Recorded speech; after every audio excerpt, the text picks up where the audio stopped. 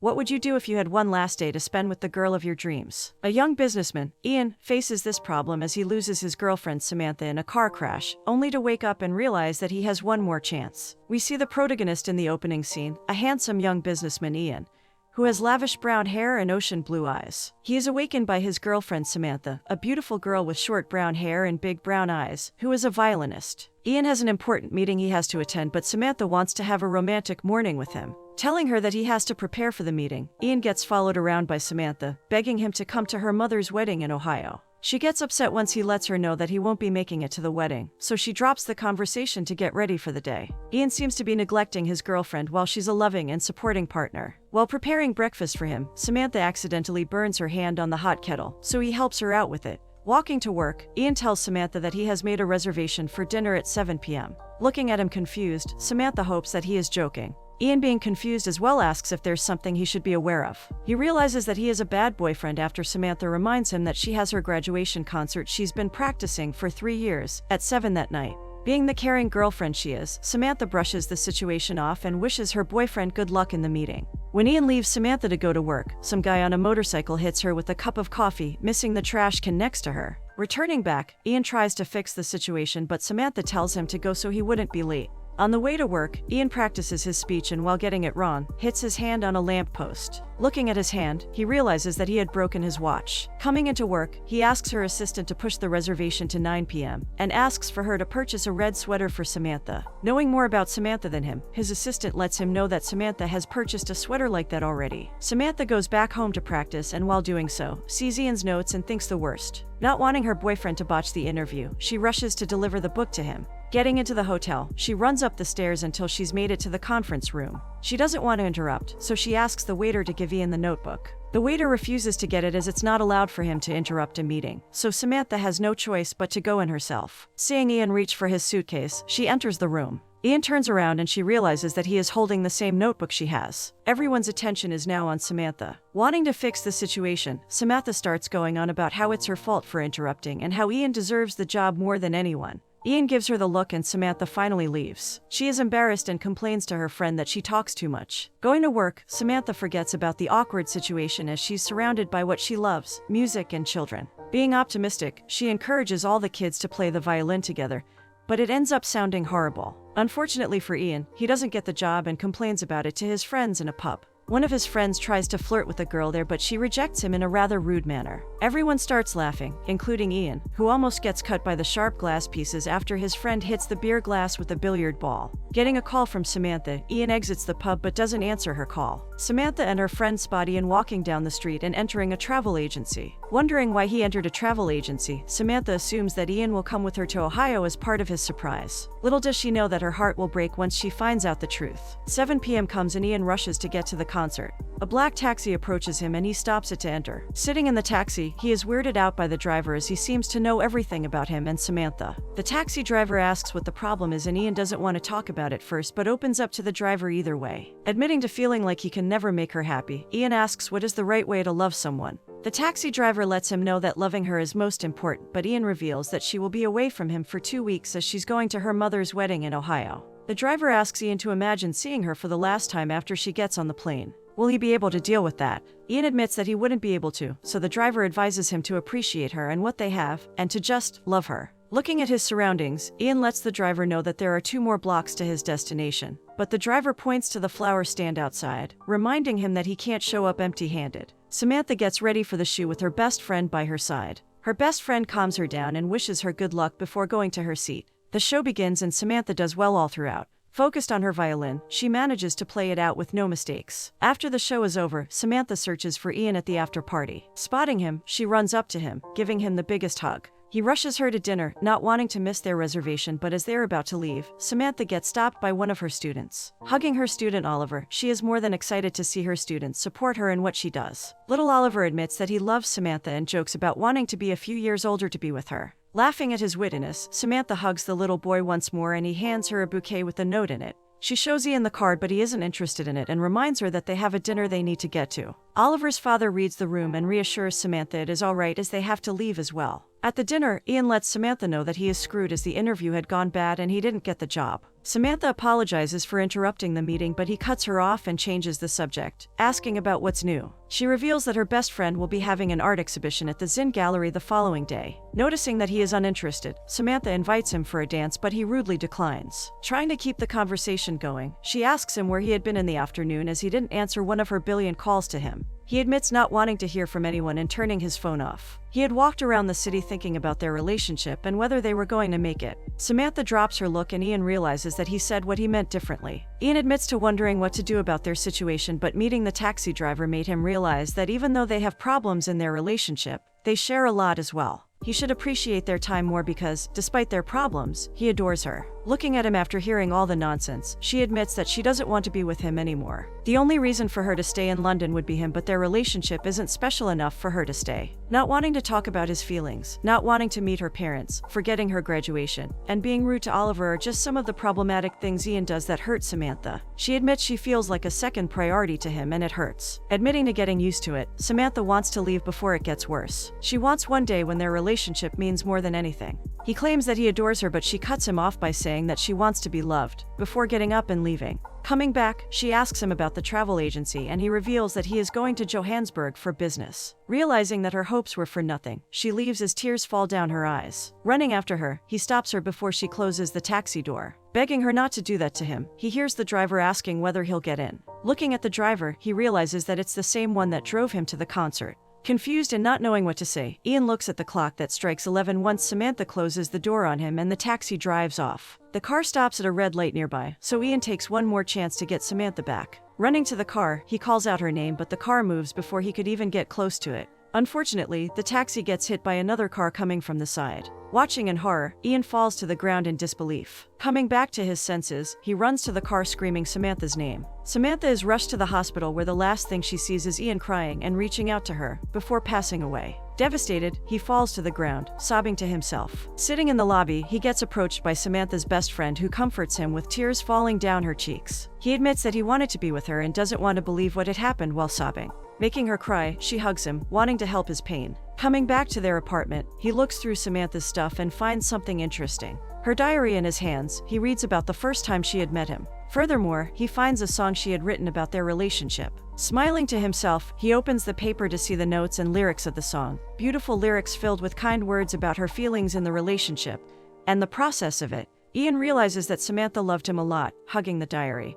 He lays his head on her pillow, falling asleep immediately. Ian wakes up the next morning, only to see his watch perfectly fine. Confused, he stares at it, being sure that he broke the glass of it the previous day. All of a sudden, he hears a familiar voice. Turning his head to the side, he sees Samantha laying next to him, which makes him fly off the bed in fear. She tries to calm him down, but he moves away from her as he can't believe that it's really her. Approaching him slowly, she hugs him and he realizes that she really is there. She says the same thing she has said the previous day about how she's going to miss him while being away, so she suggests he comes with her to Ohio. Terrified, he moves away once again, claiming that he can't come, and she understands as he has an important meeting. Running to her, he claims that he already had the meeting. Thinking that it's stress about the meeting, she calms him down by assuring him that everything will be okay. She tells him to sit down and he realizes that he is experiencing déjà vu as the same events from the previous day are happening. She had bought him a jacket to wear for the interview, but Ian knew that because it happened the previous day. Confused, he tries to tell her the truth, but she cuts him off by suggesting they have breakfast. While getting ready, Ian realizes that Samantha burned her hand the previous day while making breakfast, so he runs to warn her but realizes that she had gotten a cloth for it. Pretending like he was just worried for her, he kisses her head and returns to the bedroom to finish getting ready. Unfortunately, fate can't be escaped and Ian realizes that as Samantha burns her hand on the curling iron later on. Being hopeful that he can bend the future, he suggests they take a different route to work that day. He convinces her to take a different path as he claims that it could be fun. While walking, he sees the same motorcycle from the previous day, so he grabs Samantha, standing in front of her to prevent her from getting hit by the coffee. Looking at him weirdly, she asks for an explanation, but he lies about the motorcycle being too fast. Before they continue walking, a guy bumps into Samantha and spills his coffee on her. Realizing that the previous day hadn't been a dream, Ian admits to Samantha that he had known about the events because they happened the previous day. Trying to calm him down, she lets him know that he might be experiencing déjà vu. He claims that it's not déjà vu, so she helps him remember what happened in the dream. He reveals that he had broken his watch on the way to work, so she suggests walking with him to the office to see whether the watch would break. They get to the building and Ian checks his watch. To his surprise, the watch is completely fine, so he brushes it off and assumes that it was just a dream. Samantha wishes him good luck and before she leaves, reminds him of the concert and lets her know that he will be there. Same as the previous day, he asks his assistant to push the reservation to 9 p.m. and to find a gift for Samantha. Trying to find the answer to his situation, he asks his assistant whether she's ever had a dream where everything is similar to the following day. She advises him to listen to his dreams as she thinks that they're important. The meeting starts and Ian does great, but he can't seem to shake the fact that Samantha might be coming anytime, as he makes sure to watch the entrance door. Heading to his suitcase, he approaches it slowly in fear of Samantha bursting in. Once he realizes that she won't be coming, he freely gets the notebook and speaks with a smile on his face. Coming to the front center of the table, he continues presenting his ideas to his partners. Samantha does come to bring his notebook but sees him holding the same one, so she leaves. He doesn't know that as he doesn't see her behind him when she comes. The waiter enters the room and Ian thinks his suspicions were right as he yells out that he knew that it was going to happen. Everyone looks at him confused and Ian apologizes as he knows that his meeting isn't ruined. Confidently, he continues his presentation, which lands him the job. Excitingly, he goes to the pub to celebrate with his friends. He tells his friends all about the thing that's happening to him, but they discard it as a déjà vu as well. He is telling them about how he knows what's going to happen when his friend approaches the same girl from the previous day. He gets rejected once again and Ian claims to know about it happening. He catches the billiard ball that was supposed to hit the beer pint when he realizes the purpose of the situation. Getting into a taxi, he sees the same man from the previous day. Baffled, he tells the man that he had driven him the previous day. The man knew certain things about Ian's love life and he confirms it by saying the same things he said the previous day. Ian realizes that there's nothing to do about it and there is no way of changing the events that are going to occur throughout the day. He asks the driver whether Samantha's going to pass away at the end and if there's anything to prevent that from happening. The driver turns around and repeats the same words: appreciate her and your time with her, just love her. Knowing that he doesn't have much time, Ian runs to find Samantha. He goes to the school where she works, looks for her and her student Oliver but has no luck there. He looks for her in the streets and even mistakes her for another woman. Coming back home, he looks through her planner and finds out that she's with her best friend Lottie. Getting into Lottie's building, he heads to her apartment and bangs on the door. Causing a scene with loud bangs, a man asks Ian whether he can help him. Realizing who this man is and what he represents sends shivers down his spine. The man is named Oliver and he says the same words little Oliver had said the previous night. Coming back home once again, Ian tries hard to figure out where Samantha is. A big blue poster catches his attention and he realizes that she is at the Zinc Gallery helping Lottie with her exhibition. Ian arrives at the gallery and pulls Samantha out of it, claiming that things from the previous day are happening, and he needs to take her out of the country. He takes her to the station where he lets her choose their destination. Sitting on the train, Ian finds his surroundings familiar. He realizes that they're going to his home village and Samantha admits wanting to meet his parents. She wants to see where he had grown up, where he went to school, and where he played football, where he became the man she loves. Ian kisses her hand in confirmation and that brings a smile to her face. Going through the mountains, Ian tries to show Samantha where he would usually sit as a child, to read and think. However, the rain gets in the way and they're forced to camp in the shed nearby. Getting into the shed, they hug each other to get warmer and Samantha asks Ian to tell her about his parents. Avoiding talking about them, he asks her to enjoy their movement and not to think about anything else. While trying to light up the fire, he hits his hand on the wall and that confirms his suspicions even more. Lifting his shirt up, he sees the watch's screen broken and the time stuck at 11. Ian now knows that he has until 11 at night to make things right. Tears fill his eyes as he stares at his beautiful girlfriend, knowing that the end is inevitable. Looking out the window as tears fall down his cheeks, he asks Samantha what she would do if she knew that it was her last day on Earth. Joking at first but later admitting, Samantha claims that she would spend her last day being with Ian, enjoying each other's presence, doing nothing. Closeness, intense closeness, sharing things with each other, silly things, and difficult things, are the things she wants and the things she claims would keep their relationship going. Staring deep into her eyes, he tells her that he loves her. She kisses him and they make love in front of the fire. Enjoying each other, they lay on the ground cuddling when Ian decides to finally let her know about his roots. He takes her to the village and shows her the places he used to spend time at. Entering the pub, Samantha is amazed to see a picture of Ian and his father on the wall. Ian viewed his father as a hero, despite his alcohol addiction. He was determined not to be like him and to let others control his life. The only thing he regrets is not being able to help his father, as watching him dissolve in front of his eyes was very painful. He loved his father a lot and Samantha assures him that wherever he is loved. She claims that death doesn't put an end to love and that puts a smile on Ian's face. She wonders why he never opened up to her and he admits not wanting to feel any of the pain he had felt. Not wanting the day to end, he tries to convince her to not go back to London and to travel somewhere else. Samantha smiles and claims that she would never let all of her work go to waste after doing it for such a long time.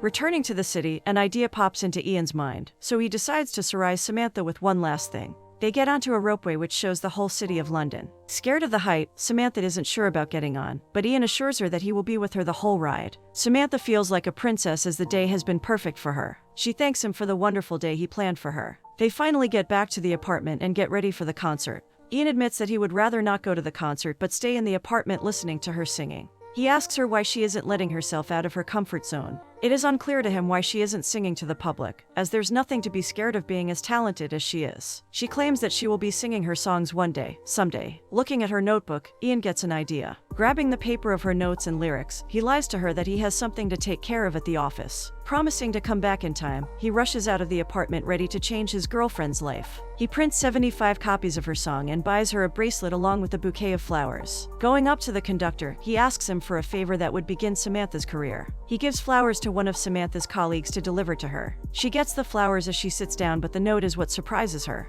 On the note, Ian has written, "One day, someday is here," which she doesn't realize the meaning of. What is to be the last performance of the night finishes and Samantha is ready to leave, but her colleague flips the note page only to reveal her song on it. At the same time, Ian gets on stage and lets the audience know that Samantha will be performing her composition. Terrified, she stares at the mic Ian's handing her before agreeing to perform. Naturally, she starts kind of shy, but as the song progresses, she lets go and sings from her heart.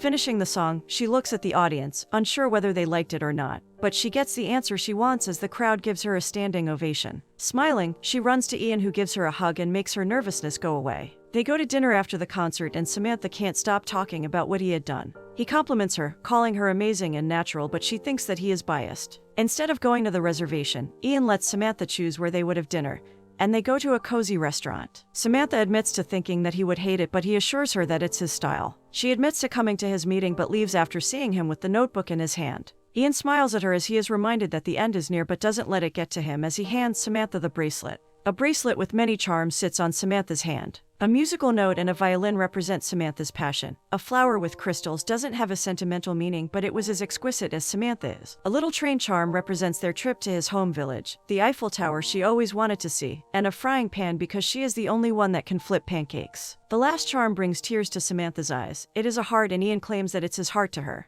They run to catch the taxi after dinner, but they miss it by a little. Looking at the sky, Ian realizes that he has a few more minutes with Samantha before the next one comes, so he tells her how he honestly feels. It is important to him for her to hear his words. He admits loving her ever since they met, but didn't allow himself to feel it until that day. He admits to making decisions out of fear, but ever since he met her, his life has completely changed. He claims that she is the reason he knows love and is thankful to her for showing him what it's like to love and to be loved. She leans in and they share a passionate kiss after doing so. A taxi pulls up in front of them and Samantha gets in. Knowing that the time has come, Ian gets into the taxi, fully aware of what's about to happen. Just like the previous night, the taxi stops at a red light, and when 11 p.m. strikes, it moves. Ian kisses his girlfriend for the last time and protects her as a car hits the taxi. Lottie rushes to the hospital with tears in her eyes. But this time she sees Samantha alive and well on the hospital bed. Samantha can't help but feel guilty about his passing. She feels bad for not believing him despite his trying to convince her the previous day. His last words hurt her now that she knows that he was telling the truth. We see Samantha 6 months later in their apartment. Sitting around boxes of stuff, she stares at the now broken watch Ian used to wear. She revisits all the memories and places they used to go to, and it inspires her to write a love song. Ian's gesture jumpstarts Samantha's career as she performs all around London. A beautiful song about the love story between her and Ian echoes through the bar as Samantha performs with Lottie by her side.